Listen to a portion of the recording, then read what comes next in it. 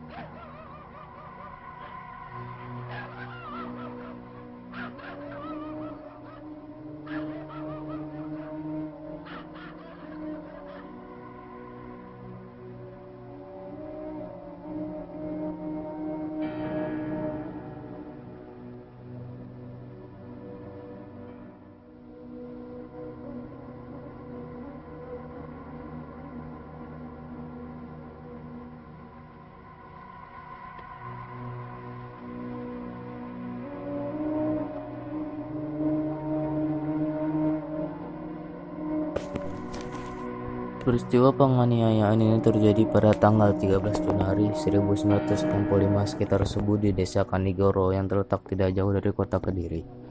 Ribuan orang-orang PKI menyerbu tempat training center pelajar Islam Indonesia, kecuali melakukan pemukulan terhadap seorang kiai dan beberapa orang guru. Mereka menginjak-injak kitab suci Al-Quran. Sementara itu, sebenarnya pada bulan Desember 1964, terungkap adanya dokumen tentang rencana perebutan kekuasaan yang akan dilakukan oleh PKI. Namun oleh PKI dokumen itu dikatakan palsu dan malah menuduh balik bahwa fitnah itu sengaja disebarkan oleh lawan politiknya yaitu Partai Murba yang Trotskis. Dalam hal ini, Jarul Saleh dan Sekarni juga dokumen yang semacam pernah tersiar menjelang pemberontakan PKI Madiun tahun 1948 yang juga disanggahnya, namun kemudian terbukti benar. Dalam rangka persiapan gerakan perebutan kekuasaan negara, Partai Komunis Indonesia atau PKI membentuk Biro Khusus pada tahun 1964. Tugas Biro Khusus ini adalah melakukan infiltrasi ke dalam tubuh ABRI. Sifatnya kegiatannya rahasia, dan biro ini dipimpin oleh Sam Kamaruzzaman sebagai ketua yang bertanggung jawab langsung kepada ketua partai Dayan Aidit. Biro Khusus inilah yang kemudian diberi tugas oleh pimpinan PKI untuk menyusukan gerakan 30 September 1965. Sementara itu pula, atas saran Perdana Menteri Republik Cina Zhou Enlai, PKI melancarkan tuntutan pembentukan angkatan kelima, yaitu agar buruh tani dipersenjatai. Tuntutan PKI ini tidak mendapat dukungan, kecuali dari pimpinan Angkatan Udara, Auri, Menteri Panglima Angkatan Udara, Omar Dhani. Sebaliknya, Menteri Panglima Angkatan Darat, Letnan Jenderal Ahmad Yani secara tegas menolaknya, karena menurutnya perhitungannya pembentukan angkatan kelima akan menimbulkan keributan dalam garis komando maupun pengawasan kekuatan bersenjata di Indonesia. Perlu dicatat, gagasan ini sebenarnya tidak lepas dari kesanggupan Zhou Enlai yang menjanjikan 100.000 pucuk senjata ringan secara cuma-cuma. Dalam kenyataannya kemudian, meskipun pembentukan angkatan kelima tidak terwujud, namun pemberian senjata dari RRC ini tidak terlepas dari penyusunan kekuatan bersenjata yang dilakukan oleh PKI dalam gerakan 30 September 1965. Karena sikap pimpinan Angkatan Darat yang tidak mau mendukung tuntutan-tuntutan PKI tersebut, dan juga karena PKI selalu mencurigai pimpinan Angkatan Darat sebagai kekuatan utama yang akan merintangi perjuangan PKI. Sebagaimana pengalaman-pengalaman sejarah peristiwa Madiun tahun 1948, maka diciptakan isu Dewan Jenderal yang dikatakan akan melancarkan KUHP. Seiring dengan isu ini, dengan gencar tersiar adanya dokumen Gilchrist yang konon menurut versi PKI ditemukan di rumah Bill Palmer sewaktu rumah orang Amerika itu diobrak-abrik Gilchrist adalah duta besar Inggris dan dalam dokumen yang ternyata palsu itu tersebut kata-kata Our Local Army Friends yang kemudian diinterpretasikan Dewan Jenderal.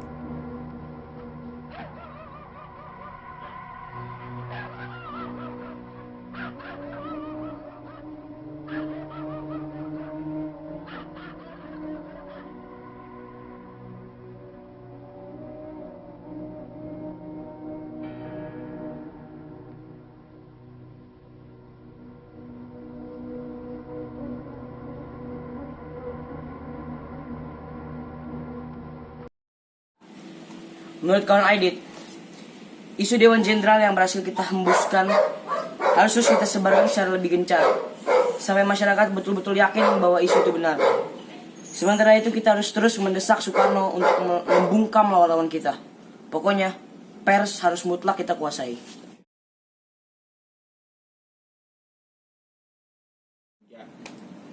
Kawan Sam, sekarang kita sedang memasuki tahap yang paling menentukan dan sangat gawat dalam sejarah perjuangan partai. Jangan harap jenderal-jenderal kapitalis itu akan membiarkan kita atau partai begitu Bung Karno kehilangan kekuasaannya. Setelah 5 Oktober nanti, berapa lama lagi Sam? Kurang 2 bulan lagi. Angkatan Darat pasti akan mengganyang semua kekuatan progresif revolusioner sampai tuntas habis.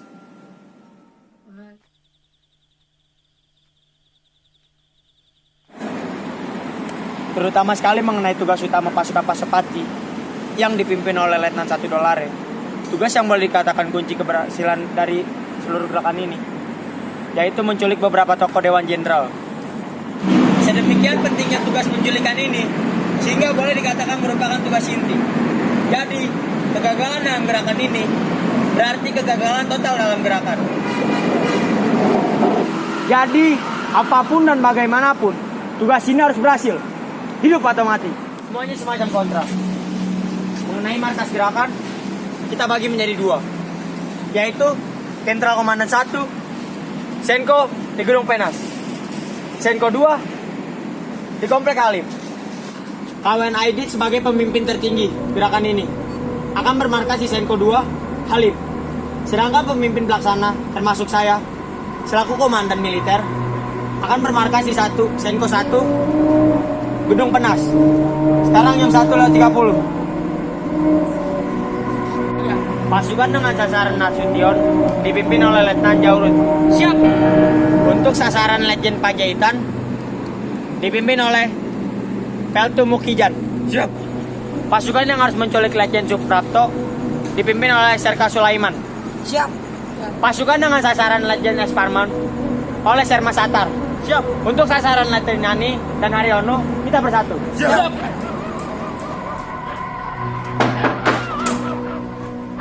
Ada apa kali? Jenderal diminta untuk menghadap presiden. Silakan berkumpul dan saya mandi dulu. Tidak perlu mandi, Jenderal. Tidak ada kunci cepukan dan berpakaian. Tidak perlu pakai, Jenderal. Lancang kalian. Tahu apa kalian? Tembak.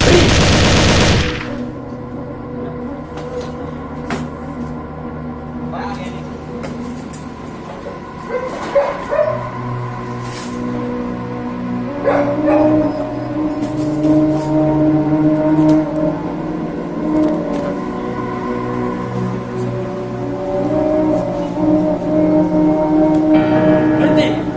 Turunkan senjatamu. Di mana Jenderal Nasution? Saya Nasution. Ikut.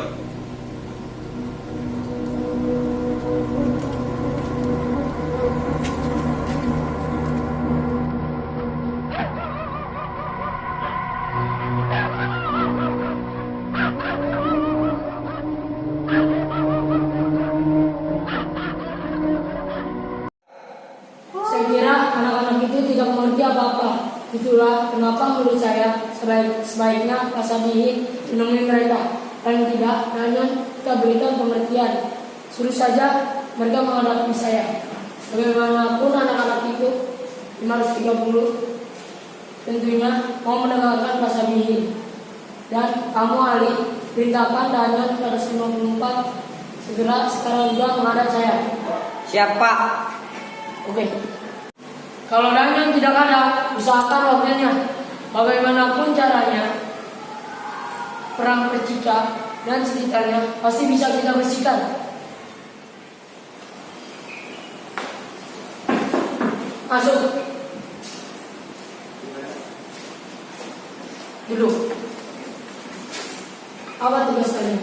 Tugas kami menjaga presiden, Pak. Kami jadi tahu karena kau kan jadi dewan jenderal.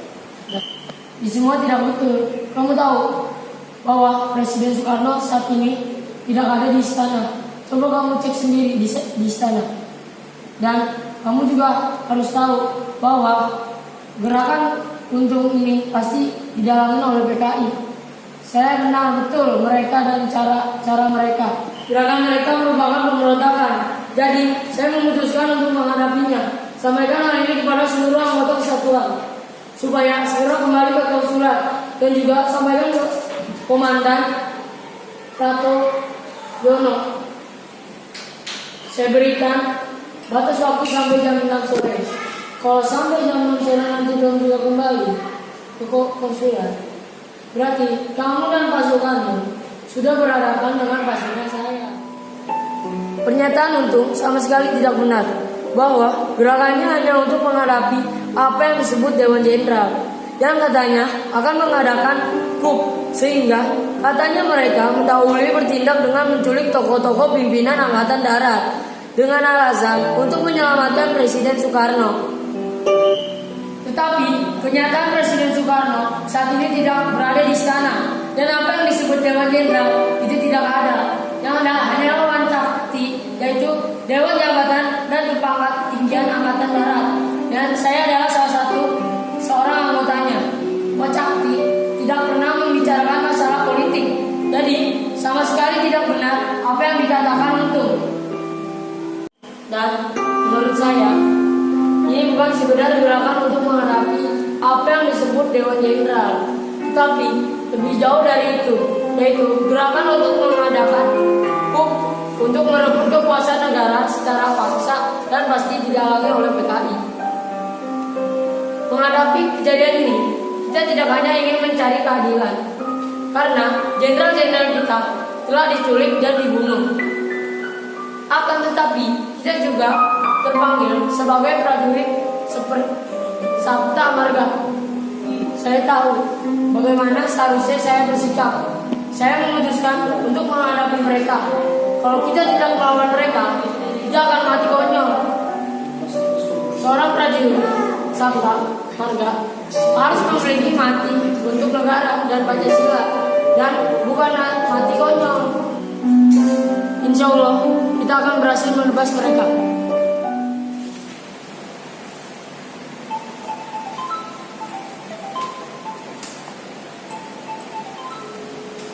Halo, Soeharto di sini. Saya kira Panglima sudah mengetahui apa yang terjadi terhadap tokoh-tokoh pimpinan Angkatan Darat. Mereka telah diculik oleh suatu gerakan yang dipimpin oleh Untung, dan hingga kini belum diketahui nasibnya. Dengan ini, saya memberitahu bahwa saya telah mengambil komando dan pimpinan sementaraan Angkatan Darat agar tidak terjadi kekosongan pemimpinan. Saya mengharapkan pengertian dan bantuan. Kita perlu koordinasi, karena itu sangat diharapkan agar jangan sampai ada gerakan pasukan tanpa pengetahuan Panglima. Kalau memang Laksamana Mardhani tidak ada di tempat, sampaikan saja tadi supaya dijadikan perhatian. segera saya lakukan dan segera saya angkat kekuasaan.